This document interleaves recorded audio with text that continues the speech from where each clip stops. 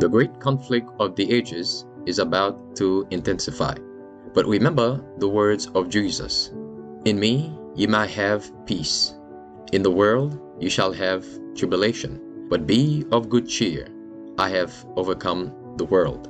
Would you like to know how to exercise courage and fight the good fight of faith? Listen to this devotional. Conflict and Courage, a daily devotional by Ellen G. White. No one sorry. All of you have conspired against me, and there is none of you that is sorry for me. 1 Samuel 22, verse 8. The spirit of evil was upon Saul. He felt that his doom had been sealed by the solemn message of his rejection from the throne of Israel. His departure from the plain requirements of God was bringing its sure results.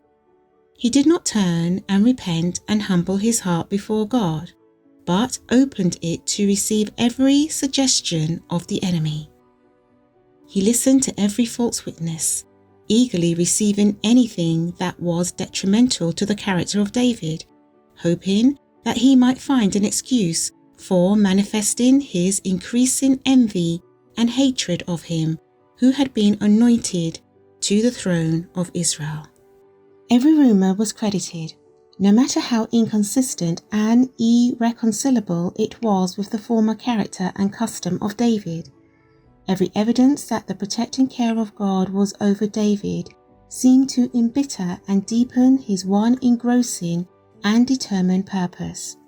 The failure to accomplish his own designs appeared in marked contrast to the success of the fugitive in eluding his search, but it only made the determination of the king the more unrelenting and firm.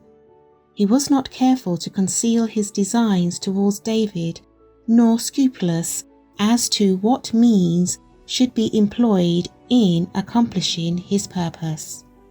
It was not the man David who had done him no harm against whom the king was contending. It was in controversy with the King of heaven. For when Satan is permitted to control the mind that will not be ruled by Jehovah, he will lead it according to his will, until the man who is thus in his power becomes an efficient agent to carry out his designs. So bitter is the enmity of the great originator of sin against the purposes of God.